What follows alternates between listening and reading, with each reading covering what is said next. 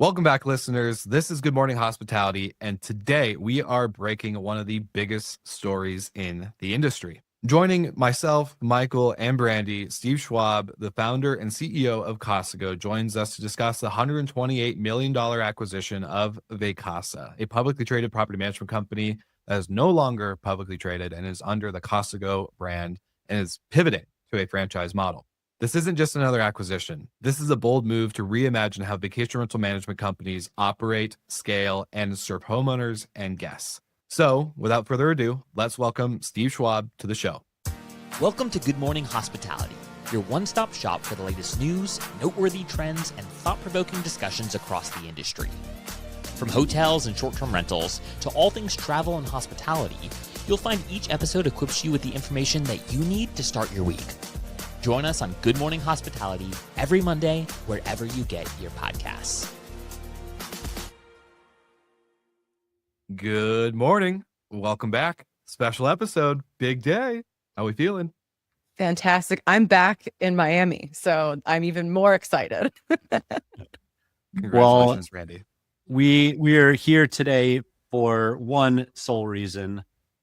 Steve, is it done? It's done.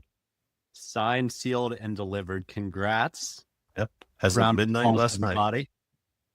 As of midnight. Wow. Yep. All right. You look great for being up that late.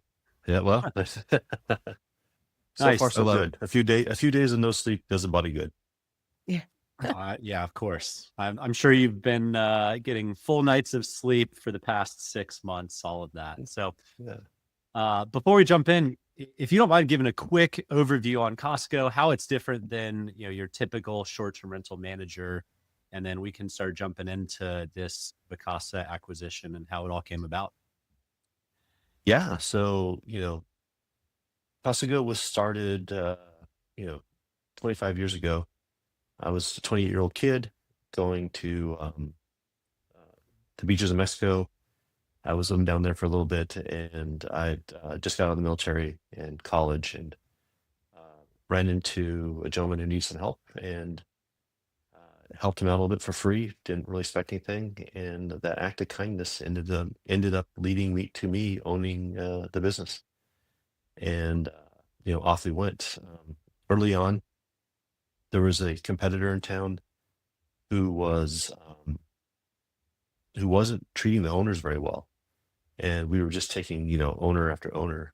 And these guys told one of the owners that was switching over, like, the only reason you go over there is because Steve's kissing your butt. And she had relayed that to me. I'm like, first, like, no, I'm not. I'm like, well, wait. If what you're saying is that I'm actually going to treat owners well and make the decisions based on their best interests when they're away, I guess you can call it what you want, but I call it, being centered on the owner.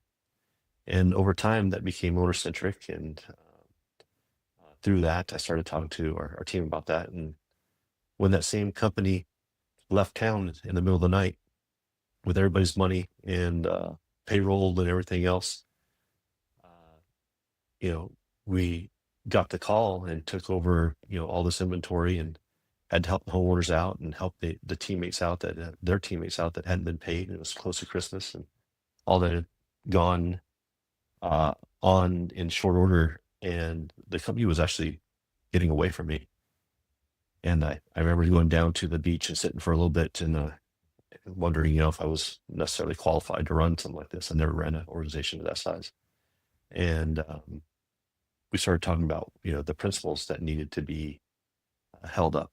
And so just like Ranger Battalion, where we had this Ranger Creed that we talked about every single day, and we had this like common language. You'd hear us all speaking the same language and using the same words, having the same ideas when we were making decisions. I wrote down a credo, and that became the way that we think about, make decisions. And we still to this day take that credo and make our decisions based off of it. We talk about it every single day. We have a stand-up in which we're having conversations about one of the lines of the credo and how we interpret it and what it means. That really started changing things. I didn't understand at the time that, really when you take principles and you give them to teammates and let them make decisions, they understand what a good decision is and what a bad decision is. And when you understand that and you have a group of people who have a social norm to make these decisions based on these principles, that social norm becomes a culture. And when you have a culture of people making great decisions, you start to build trust with your team, and on comes autonomy and all of the things that go along with it. And at some point, I decided that these people who are autonomous, making great decisions, deserved a chance of their own to have their own companies. So we started to take the best of our people and move them to other cities and give them equity in the new cities. And that's how we started to expand. And that became eventually what was a franchise model. And one day on stage at the BRMA Executive, we were watching Vacasa talk about how they're going to take over the world, and these local What year mom was and pops that? never had a chance. Never had a chance. That was 4 years ago. You know, and they maybe it was 5 years ago, but they came off stage, and I two of the guys I was sitting with said, "Oh man, maybe we should just sell." And I said, I've got this idea. I've actually got those enterprise tools. What if I could figure out how to give you those enterprise tools, you know, in a way that made it where you couldn't use those, you couldn't have those tools at the same price, and you come under Casago, and you can be the local heroes, and I can help you with, training and process and pricing and tools. And they both said, that sounds great. And those were my first franchises in the United States. And from that, we just started growing. And what I found, what really makes us different, is we've got these people who really love vacation rentals and love the business. And I've said to many of them when they're thinking about signing up as a franchise partner, I said, if you're not really a vacation rental nerd, if you can't sit down with me and just nerd out on this for a little bit, if you can't love what you're doing and love on these homeowners, then you don't belong here. You may be a good property manager, but if you don't really love this, we're not a good fit for you, because we want to be able to sit down and have these fantastic conversations about how we are owner centric, and how we make these decisions based on these owners' best behalf, and how do we create this genuine hospitality that creates 5-star stays. And some people didn't sign up because of that, and that's okay, because a culture isn't just there for the fluff, it's there to be an immune system. And so we've got some really lovely, competent, brilliant property managers who love what they're doing, and the results show for themselves. The results speak for themselves. We've got 95% of them are a Airbnb superhost or premier partner or both. And when we give them the tools and processes they need, and we have principles and a culture that we all live by, in a community that creates those social norms, it just blossoms. And so that's really what makes Casago different. I love it. It's so cool. And I'm not surprised that you guys got that response in the culture side when you created the credo, the values, right? Like, you were in the Army, Steve. I was in the Army. You joined the Army. You have the soldier's creed. You have the Army values. You have all these things that get instilled in you, and you sign up for that, right? Like, you enlist knowing this is what I'm living up to. This is the standard I'm going to put myself at. So I'm not surprised when you created that for Casago, that was the response, because as you got to see it in real time through your Army career. So I think it's awesome. I think it's beautiful. I love the evolution of what you have built. And to be here today is so exciting, because for all the listeners, and obviously you, Steve, that we have been covering the obvious stories of Vacasa throughout the years, right? When they went from IPO to a couple bad earning calls to a bunch of questions and layoffs and other things that kind of happened in the last couple of years. And, the question that a couple of listeners and friends of the show have submitted, and one that we had lined up for you around this, was, with Vacasa being at, I think it was 25,000 homes or so, give or take, under management, to you guys being around 5,000-ish at the time, what moment happened in your life, in the career, in the last year or two, that you were like, you know what, this is a challenge that I want to take on, taking on the problem child of the industry in terms of going from private to SPAC to not doing so hot on the market. There's obviously a lot of eyeballs and attention and magnifying glasses on you guys throughout this whole process. So I'd just love to know the kind of beginning moment where you decided to take on this challenge and get to where we are today. Yeah, I'd talked about it before, around a table, because everybody loves to have these dreams and talk a lot. And I was one of the other, what we should do is this, and we should go figure out how to get Vacasa and turn it into a franchise model. That's the way to fix that thing. And I think we even said that on the show, actually, like 2 years ago. I'm Yeah. pretty sure those exact words were stated. I had another Army Ranger show up at our booth at VRMA, and he said, I think it was in Orlando, but he's like, "Hey, heard there's another Army Ranger on here, so we get to talking. Which Ranger battalion were you in? Which were you in?" And because I have this idea about like taking on Vacasa somehow and turning it into a franchise model. Oh, that's weird that you'd say that. Maybe he was listening to your show. I don't know, but that was Joseph Riley, and 2024 had a lot of turmoil in it for me, and was going through a lot of change, and I needed that to be able to reset myself. It was a complete reset, and I decided to take the risk, and I called and said, "Hey, how do we get this started?"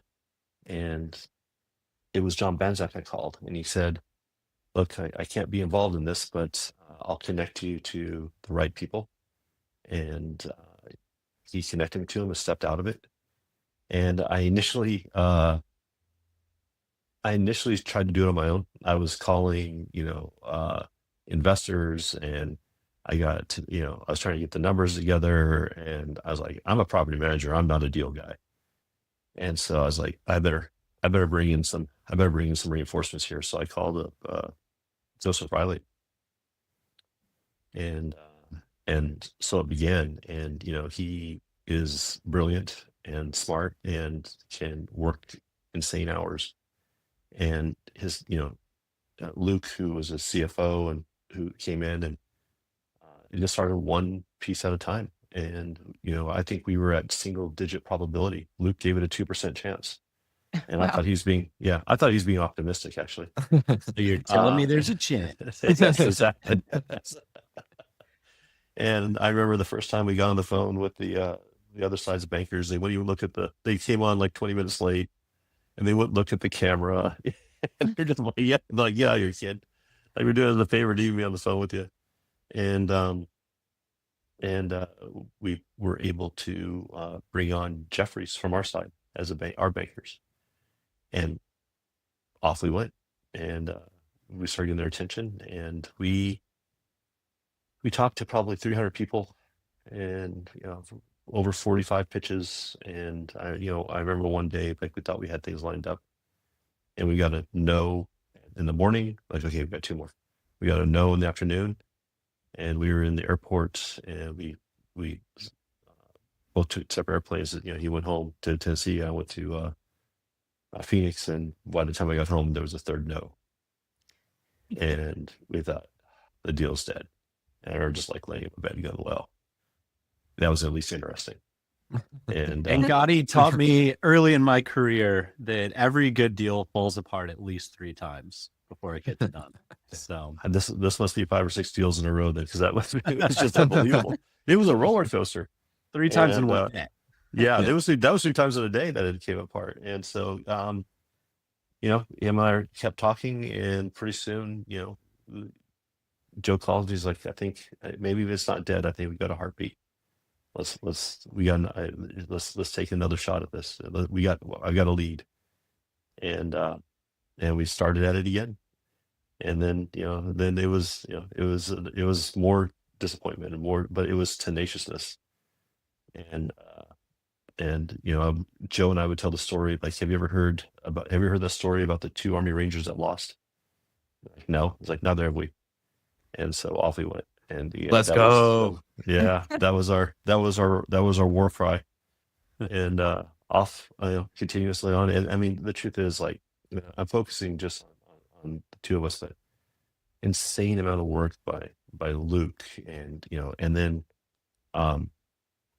Carlos came in, and we've got and all these people are coming in trying to figure this out, and the analysts that were trying to figure out how to put this together, and it just sheer amount of work was a lot. But I'm really grateful for everybody. And then finally, we had investors who saw the vision finally, and it took, and here we are. So really grateful to those investors who have believed in us, and the investors that decided to roll, and take a chance on us. And so there's a lot of stewardship that is going to be required, and thoughtfulness. There's going to be hard decisions, and I'm sure there's going to be some mistakes along the way. It's not going to be, not all of it's going to be pretty. Some of it's going to be really hard, but there's definitely a future there, and there's incredibly good people at Vacasa. They just need a chance to shine. They've been stuck with the ideology that they're in a tech company, and these are property managers, hand tied behind their back, and they've been moving the right direction. This is the acceleration of us stepping in and making this incredibly local, and finding stewardship at the local level, and to not just the homeowners and guests, but also there has to be stewardship of the people who run these homes for these homeowners.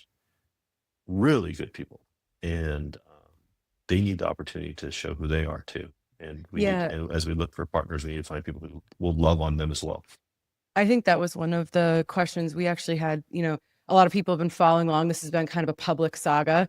And that was one of the questions that someone asked us, what is happening to the team? And I think that that's a great answer. Like, you need the people that are doing all of the hard work on the ground. So it's great to hear that, as these changes happen, that those teams will still be doing the main work, which is taking care of the guests and taking care of the homes. And, because this has been so public, and we had someone on LinkedIn also ask this, what was kind of the peak or the pit of this experience, and what was your motivation to kind of keep propelling yourself forward? Yeah. I mean, the day that we had 3 no's in a row was a day that I feel like it is forever in my mind. Because those were 3, we thought all 3 were good to go. And like it was a tough day. The motivation, I mean, the truth is, I don't think that what was going on with Vacasa and the direction as it was headed was going to be good for the industry. And it wasn't going to also be good for the homeowners or for the guests. And it wasn't going to be good for the people who work there. There was an opportunity to do something really good here. And the motivation is to build something that's a legacy company, where we can enable people who really care about, what they're doing here to have, a good future. And it's exciting, and it's exciting to get to do that, 100%. And God bless the employees that have been on that ride for the past few years. I couldn't imagine. It's literally hanging on for dear life. But it sounds like you're going to, take it and deploy them in their strong suits and let them shine versus whatever's been kind of crammed down over the years. I heard, or I read an interview of you speaking on stage over in England, talking about how investors didn't really understand that these property managers weren't tech enabled, and they claim to be, and they're trying to get the multiples of tech enabled companies. How are you going to meld what you've built that's repeatable and scalable with what Vacasa, claims to have had on the tech forward approach? When I think one of the things we've talked about on the show a lot is we're at the stage of the industry that there's enough good tech out there that you probably don't need to go build a whole lot of your own. So how are you guys approaching that? Well, look, Carlos Corzo, who built Streamline from the ground up, never taking a dollar, never taking private equity money or that and took it all the way to a successful exit is our CTO. He's gone in and evaluated the tech stack and to the point that we could pre-close, and now he's got the opportunity to really open the hood and dig in deep. We're going to take each module and look at it one by one. The truth is, we don't need to own our own tech in a lot of places, but if there's something that's great and something that is cost effective and puts a unique spin to us, makes us different than everybody else, and an advantage for our homeowners, for our guests, for our franchise partners, then we can keep it. But we have a 0% of emotional attachment to any line of code that's been written. That's a good thing. Yeah, seriously. So that's the advantage of not writing the code yourself. You don't have the key effect to the code, right? You haven't put it together yourself, so you have no emotional attachment to it. So we're taking everything, step by step and looking at what's going to stay, what's going to go, what makes sense commercially, on the financials, what makes sense functionally. And, at the end of the day, it's our job to make sure that we are being financially responsible to the investors that have trusted us, to make sure that we aren't just building things for building's sake, right? This is not about ego or how cool we are. This is about how do we serve the people with tech. And it was never a tech play. It's not a tech play. It was never a tech play. It was a people play. And we do need to have tech to make them bionic and give them bandwidth to do the things that they can do that tech can't. But you can't just focus. It's not a tech play. Never was. 100%. Yeah, I love that. It's a people play. I'm going to use that quote in the show notes for all the listeners. But Steve, I am curious just in terms of the assets, right? So like this is day one. You are at the start line. The race has begun after the last year of preparing for this marathon that you have to run now. And, talking about the transition period, I know there's obviously it's very new. You guys are starting to figure a lot of stuff out. There's markets that haven't been sold as franchises. So, and there's obviously previous assets that Vacasa had from the technology, from their IP, from X, Y, and Z, you name it. And so I'm curious on what is your guys' plan with the Vacasa brand, the assets that came with it, and then looking at the markets that are currently unsold as Casago franchises, what's the plan with the inventory itself? And also kind of a second follow-up question. You don't have to answer it if we're going to run out on time, but kind of what has been the response from homeowners? What's your team hearing from people that are on Vacasa management already? Just kind of curious to hear what is happening on the internal side of things. Yeah, so there's 3 or 4 questions there. Let me see if I can go through one at a time. So from a brand point of view, the Casa brand name as a website will continue on. That website drives literally hundreds of millions of dollars of revenue to the homeowners. It would be crazy to deprecate that, right? So we're thinking of Vacasa.com as an internally owned OTA. We'll continue to drive that and build that up, and we're putting together a team to come in and really leverage that. We'll still be working on Casago.com as well under brand, but that's how we're thinking about our web presence. When it comes to the brand on the ground, there was a new version of the Vacasa logo that was released today. Is Vacasa a Casago company? That is, Vacasa will remain in place on the consolidated side of the business until we sell them off as a franchise with somebody who's going to be able to come in and own that market and put a lot of attention on that market. At that point, the conversion to Casago will take place. So there's not an immediate, switch over. We're going into season where we have to make sure that we're not disrupting the business, and so providing all that and making sure that we have a surety for our guests, for our homeowners, for people who take care of them is going to be important as we go forward with this. But conversion will happen at the point of franchise ownership. Make sense? And then what was the third one? More of what internal dialogue that's happening from current Vacasa owners are on their program, potentially I don't know. I'm just kind of curious if there's any worry? Chatter. Yeah, chatter. What are the feelings from homeowners? It seems to, indications pre-close was that it was positive. They're looking forward to it. They want to make sure that we're not disrupting anything.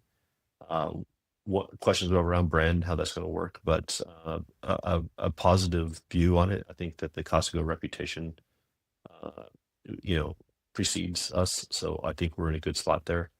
We have to, but make no mistake, like we have to put the work in to earn the trust with our homeowners. It's not a given. That trust is earned every single day. And that it's rented and rent's due every day. So we're not resting on the laurels. We got to go in and show them who we are. And so I think that's a big part of this. And so, there's no assumption that they're going to love us. We need to go and show them that we're worth loving. And so it's batter up on our side to prove to the homeowners that this is good for them. Yeah, especially after having, years maybe where they weren't satisfied with a big brand. And if people aren't as savvy about the industry, I really like that you guys aren't going in just being like, we are naturally the better fit, and that you're going to work hard to earn your place as their manager. Yeah.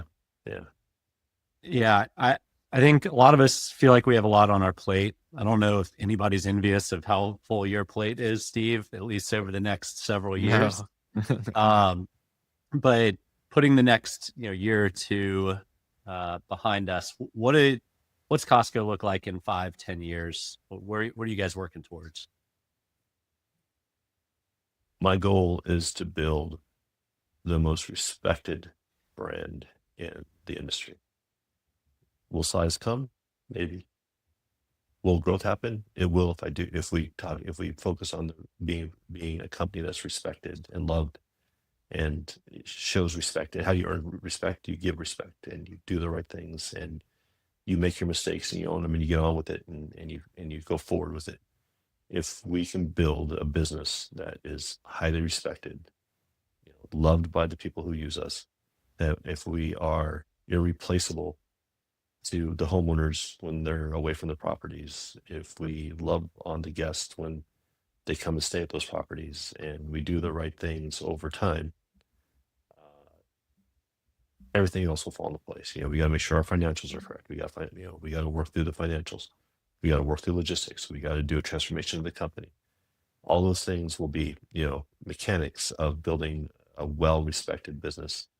And if we do that, the growth will take care of itself. Finances, need to be met. We need to be focused on, but will take care of themselves. But that's the hope, and that's the goal. Take over the world. Got it. Yeah, simple path.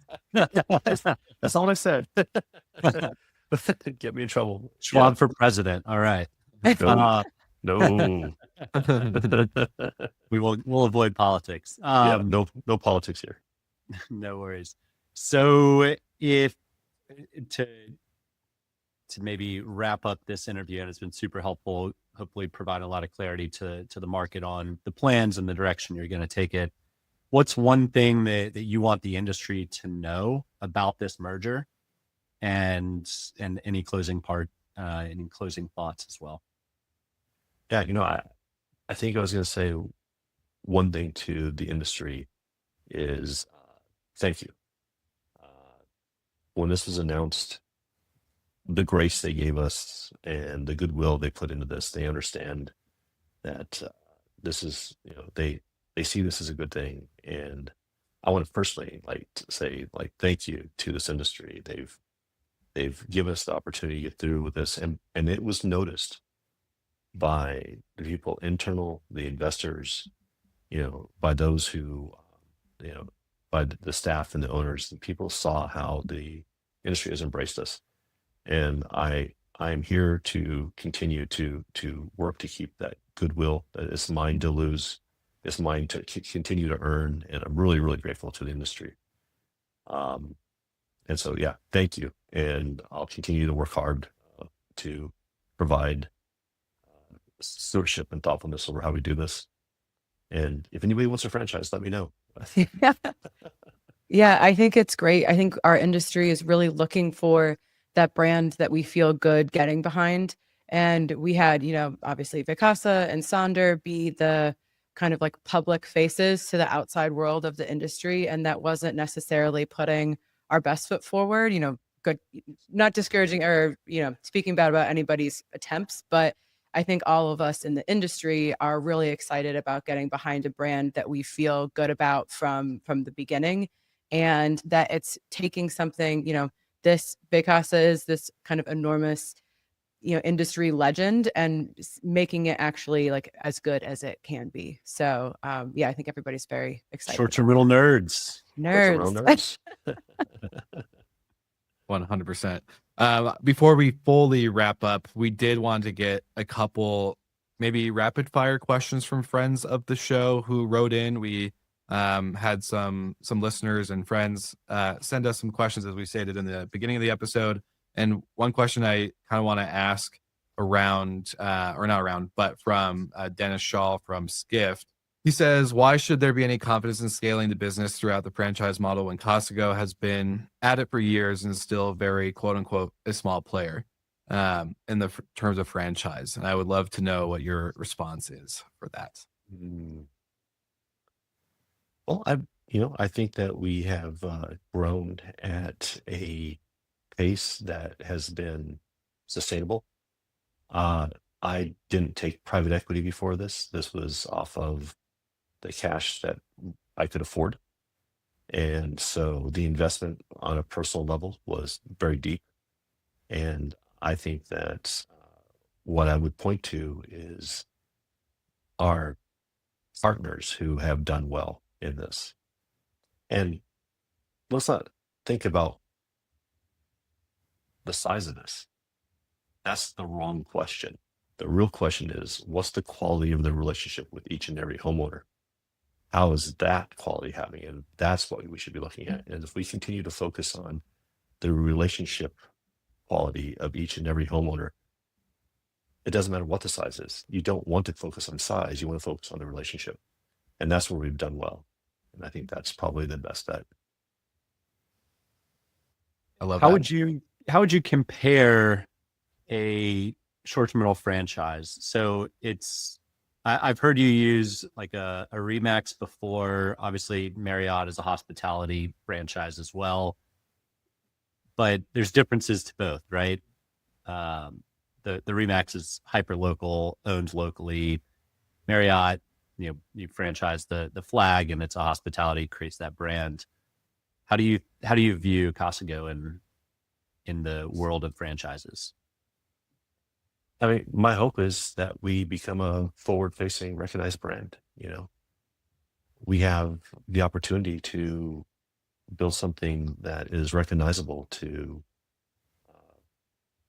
not just homeowners, but to guests over time. And so the hope is that we create that and build that with them. Beautiful. All right, last parting question for me. What's your favorite place to travel to? No way. Get myself in Can't pick a trouble. favorite. All right. I'll be You've in been trouble PR with all trained, the- Steve. You've been PR trained. You know where my favorite place to travel is? The place I've never been. Great answer. Okay. Great answer. In a vacation rental, of course. There's no other way to stay but a vacation rental. Yep. I love it. Well, Steve, thank you so much for taking the time. I know this has been such a long journey, and I appreciate you letting us hound you to schedule this interview and to get all the back and forth done. And yeah, just really appreciate your friendship to us as a podcast, but also to the industry, right? Like you said, thank you to the industry, and I'm going to bet my life that there's many people listening, many people watching who I would say thank you in return for making the big decision.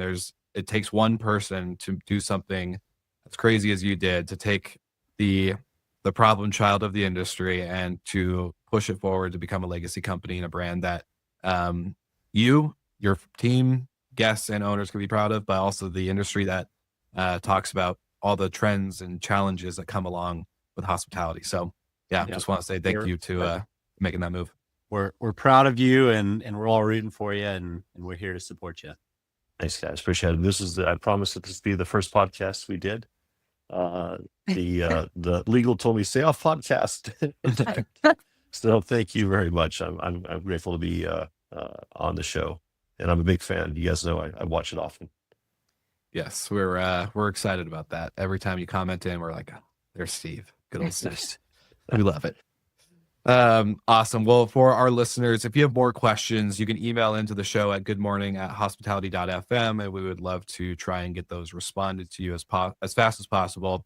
But if you haven't already, go follow the journey of Casago. You can go to casago.com. You can learn more about what they're doing, learn about the franchises, and of course, the history of the company and what they're planning on extending with this acquisition.